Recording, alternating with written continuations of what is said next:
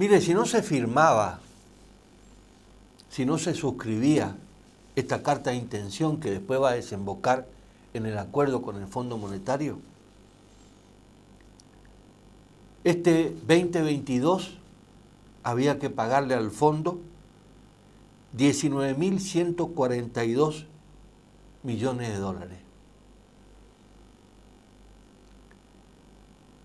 Esto está compuesto por 17.892 millones de capital y 1.250 millones de intereses. Y en el 2023, o sea, el año que viene, 19.394 millones, compuesto por 18.975 millones de dólares, más 419 millones de dólares de intereses. ¿Dónde vamos a sacar 40.000 millones de dólares nosotros? Esto es lo que firmó Macri. Esto es lo que no se dice. Esto es lo que firmó Macri y esto es lo que no se dice. Por eso se tardó tanto y la condición para suscribir el acuerdo con el Fondo Monetario de este gobierno, no importa si es Juan, Pedro o quién este gobierno, era no a costa de un ajuste, no a costa de bajar salarios, no a costa de frenar el crecimiento del país.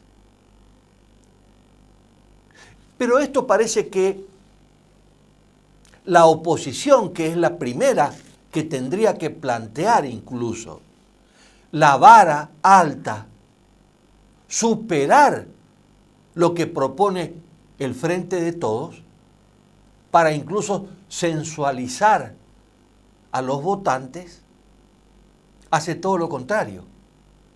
Y si no, ¿por qué razón Gerardo Morales, que es el gobernador de Jujuy, líder de la Unión Cívica Radical, presidente de la Unión Cívica Radical, dijo: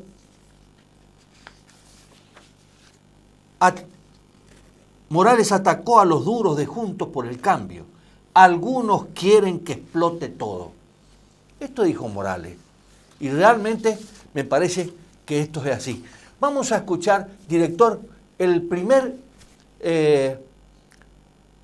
cuando después de hablar Alberto Fernández y expresar las razones de la convocatoria a todos los gobernadores en ese momento, y después incluso de explicar Martín Guzmán por qué se iba a firmar o por qué se quería firmar el acuerdo con el Fondo Monetario, abrieron el abanico, salgan a la cancha, le dijo a los gobernadores, hablen ustedes. Y entonces hablaron todos los gobernadores. Pues yo quiero ponerle a usted 3 gobernadores. Omar Perotti, gobernador de Santa Fe, que no es del Frente de Todos. Jorge Capitanich, gobernador del Chaco, que es del Frente de Todos. Y Alberto Rodríguez Sá, gobernador de San Luis, que es del Frente de Todos, pero en esta oportunidad salió por afuera. No ingresó al Frente de Todos. 3 posiciones distintas, las 3 concuerdan de que tienen que investigarse esta deuda que la produjo Macri. Omar Perotti, director. Presidente, ministro, yo quiero agradecer la posibilidad de tener esta explicación.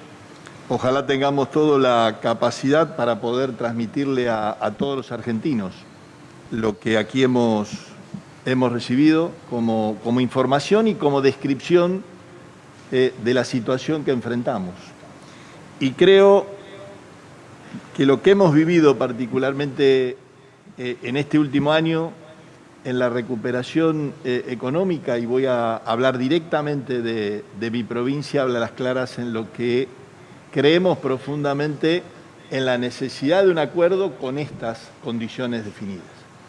Una provincia que ha podido recuperar empleo registrado, una provincia que ha podido recuperar todos sus sectores industriales llegando a los parámetros anteriores al 2019,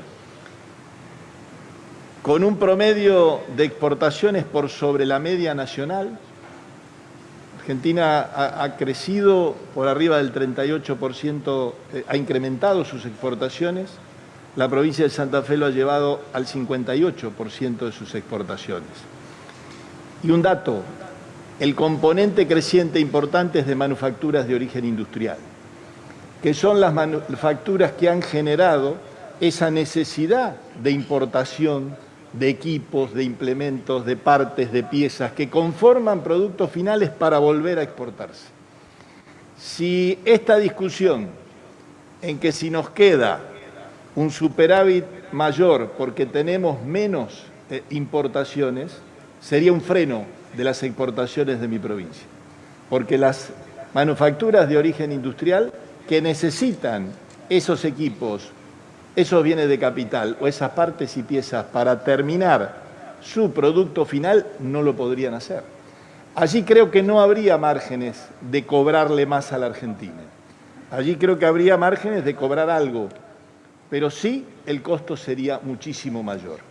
En una provincia que pelea claramente por mejorar sus indicadores sociales, como lo hace la Argentina, que enfrenta situaciones que en el territorio argentino se nos dan, y usted lo describió muy bien, presidente, la Argentina no puede permitir que estas cosas pasen en su territorio refiriéndose a la seguridad, requiere de oportunidades para nuestros jóvenes.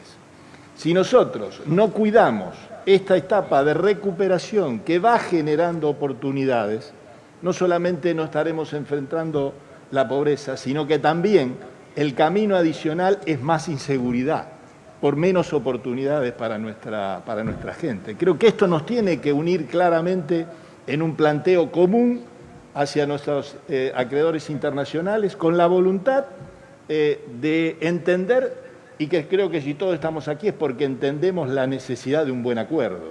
Y un buen acuerdo es el que cuida al que produce, es el que cuida al que trabaja. Creo, y ojalá podamos todos transmitirle a todos los argentinos este mensaje, porque allí está la posibilidad concreta del desarrollo de la Argentina, de volver a generar riqueza en la Argentina.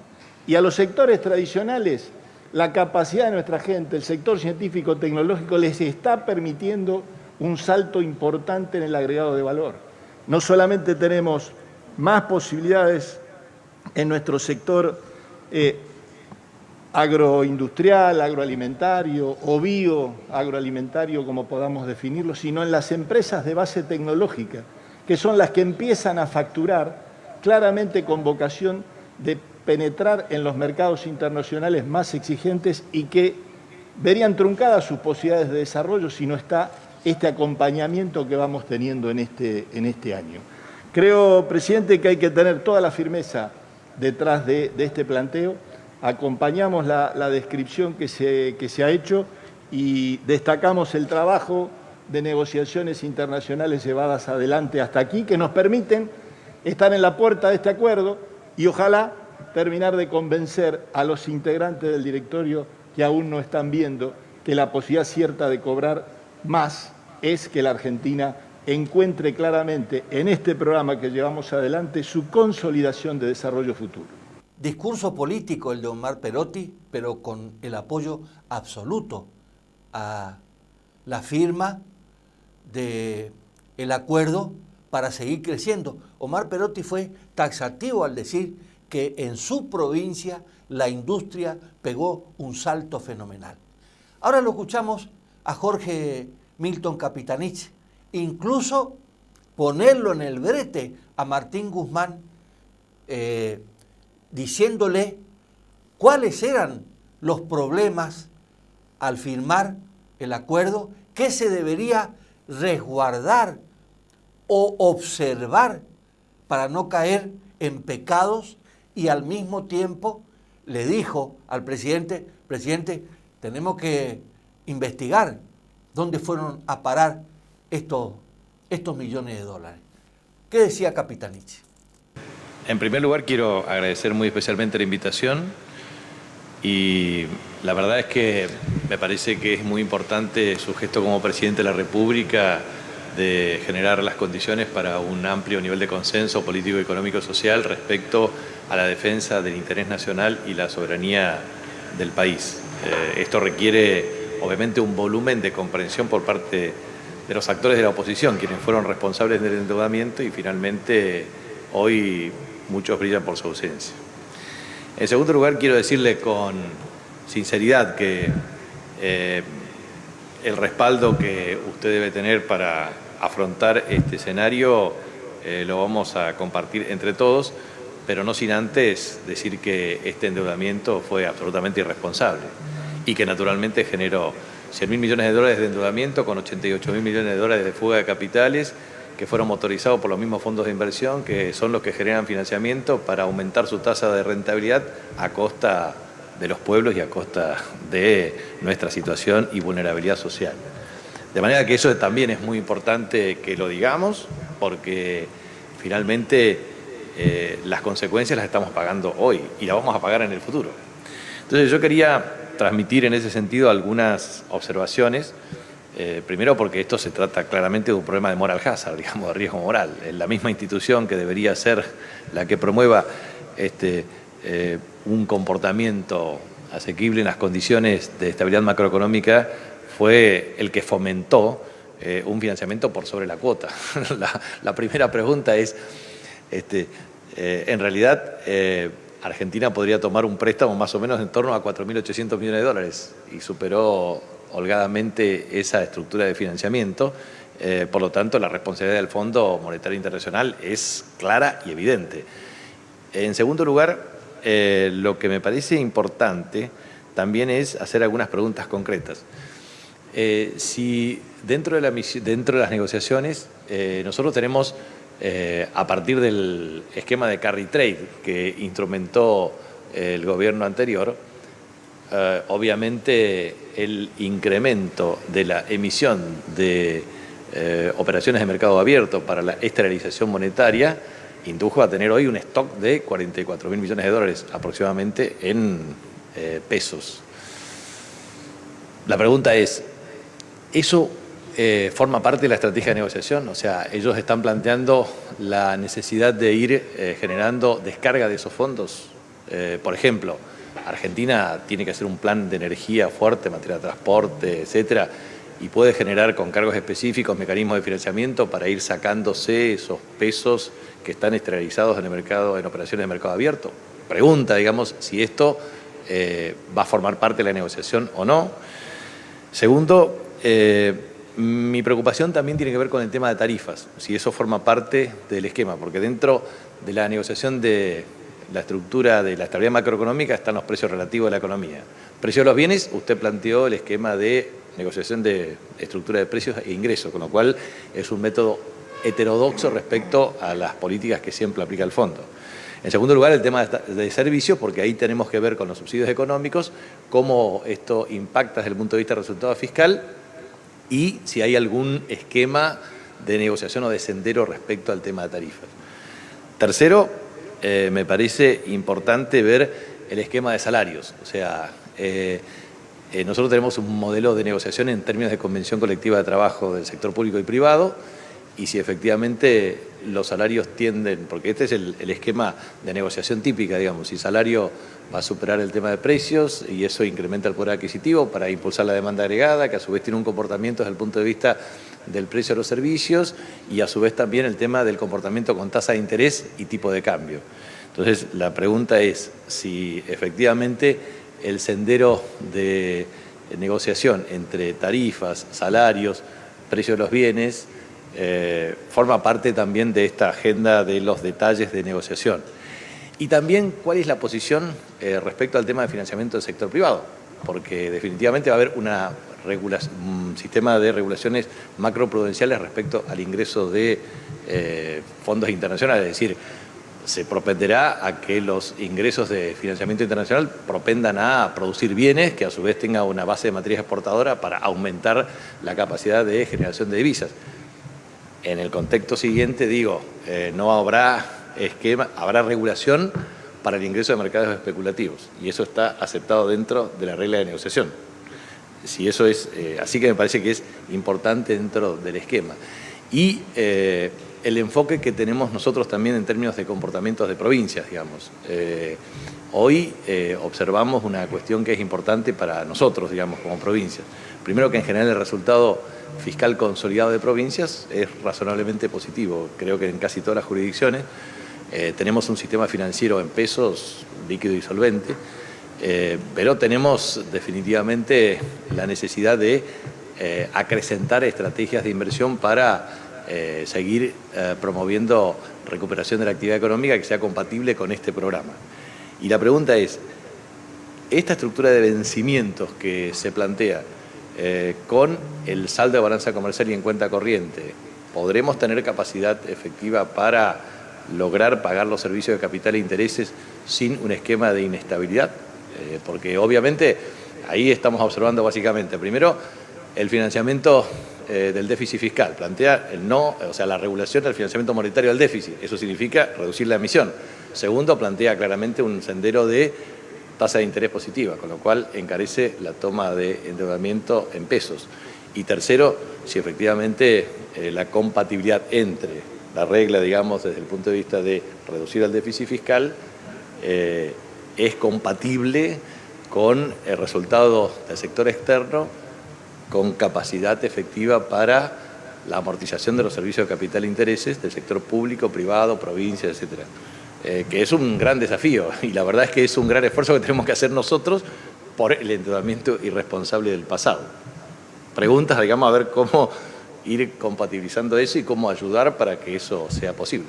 Y ahora, por último, por supuesto, Alberto Rodríguez Sá, que hizo una composición histórica, política, racional, económica, e incluso planteó de que no se debía firmar por una teoría y una corriente y un dogma que se hizo desde 1536, allá cuando los conquistadores comenzaron por el imperio inca. Las palabras muy ilustrativas de Alberto Rodríguez Sá, gobernador de San Luis, fueron contundentes. Mire, Joseph Stiglitz, que es el premio Nobel de Economía, y Martín Guzmán, un discípulo directo de Stiglitz, elogió la recuperación económica de la Argentina tras la pandemia de coronavirus y destacó las políticas empleadas por Martín Guzmán. Al mismo tiempo, ratificó su postura a favor del reclamo argentino para eliminar la sobretasa que impone el Fondo Monetario Internacional para la firma del acuerdo. Mire, quiero terminar la entrega de hoy, porque me parece muy importante haberlo escuchado a Omar Perotti, a Jorge Capitanich. Dicho sea de paso, entre paréntesis, o como usted quiera, ¿cómo es posible que el Chaco tenga una televisión pública y esto que estamos pasando lo haya ignorado? En el momento en que las 2 horas, en que el 5 de enero a la tarde duraron 2 horas, esta reunión, esta convocatoria, que va a marcar un antes y un después en la historia argentina, la televisión pública del Chaco estaba pasando un festival de chamamé. Algo no funciona. Entonces, déjeme contarle a usted o expresarle a usted algunos pensamientos de Arturo Jauretche, Esto fue escrito en 1957. Parece que estuviera escrito hoy. Lo hubiera escrito hoy Arturo Jauretche. Dice, al dólar lo suben ellos. De esa manera se devalúa el salario. Una de las formas de disciplinar a los trabajadores que históricamente ha adoptado la oligarquía. Los tarifazos los programan ellos. Una forma de transferir recursos del bolsillo del pueblo hacia el poder dominante. La fuga la facilitan ellos, 44 mil millones de dólares. Una forma de endeudar a millones para que se beneficien unos pocos. La crisis que no existía la generaron ellos, porque a través del miedo colonizan el sentido común. En 2015 no le debíamos un peso al Fondo Monetario. Hoy le debemos casi 80 mil millones de dólares. El relato y la mentira lo implementan ellos para que con la complicidad de los medios nadie sepa la verdad. Es hora de que te des cuenta que existe un solo camino.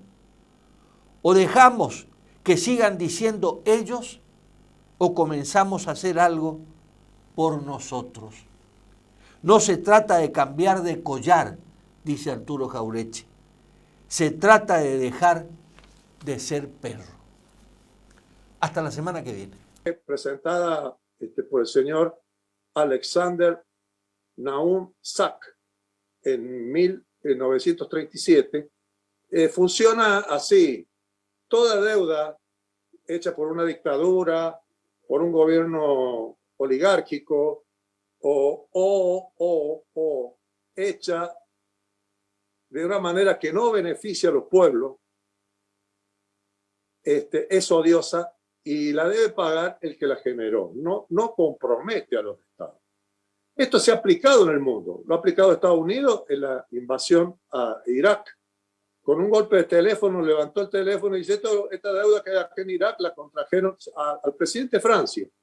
La contrajeron una dictadura y esta deuda no se va a pagar. Por supuesto, dijeron los franceses. Métanle, muchachos. Este es el trato que se le da a la deuda odiosa. En la Argentina, el señor Macri y su gobierno duplicaron la deuda externa que se contrajo y la mayoría de ella ilegítima, ilegal, arbitraria, odiosa. Él la duplicó en solo 4 años. En solo 4 años. Ese préstamo con el Fondo Monetario Internacional fue una estafa. Una estafa. Y se usó, no en este caso la Biblia, sino que se usó como ardid un acuerdo con el Fondo Monetario Internacional. La apariencia legal para producir una fuga de capitales que no solo se comió los 45 mil millones que supuestamente le prestó el fondo, sino 45 mil millones más, que en la fuga de capitales se calcula en cerca de 90 mil millones. 90 mil millones de dólares. Acá una cuestión. Con la plata de la deuda externa, que se sepa, no se ha realizado en la Argentina una alcantarilla, un cordón cuneta de 1 cuadra. No se ha hecho una escuela. Nada. Nada. Esa es la deuda externa argentina. Absolutamente para condenar al pueblo a la miseria, que no tiene ningún beneficio al pueblo argentino. Es una deuda absolutamente odiosa dentro de la doctrina económica internacional con que se rigen los pueblos cultos del mundo. Se llama deuda odiosa. Es una doctrina internacional. Es una doctrina internacional. Bueno, yo estoy así diciendo una verdad incómoda, y que creo que estamos todos de acuerdo, porque el pueblo argentino, y de mil maneras lo hemos dicho a esto.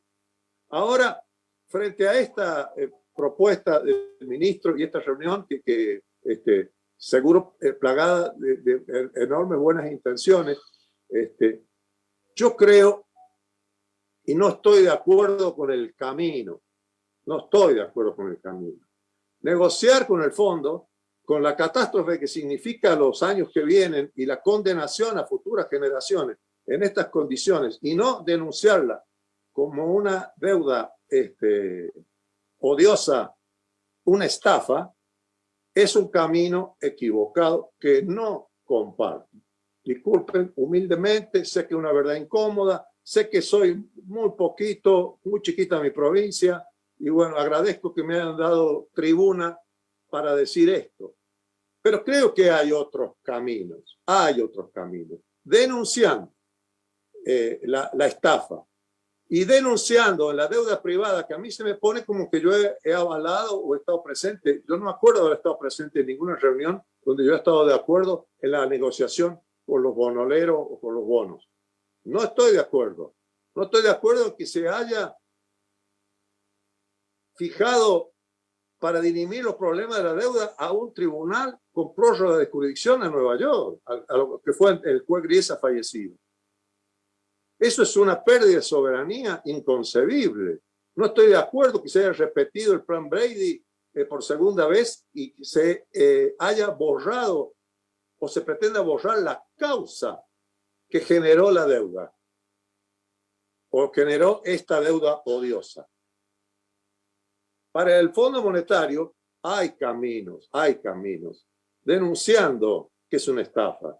El propio fondo sabe, y bueno, hay un trabajo muy bueno de Alejandro Olmo, donde fija artículo por artículo, donde el fondo ha tenido una actitud permisiva, que ha permitido esta fuga de capitales a sabiendas que iba a suceder, a sabiendas que la Argentina no podía pagar, a sabiendas cuál era el destino de los fondos, que el más justificable podía ser paliar el déficit fiscal.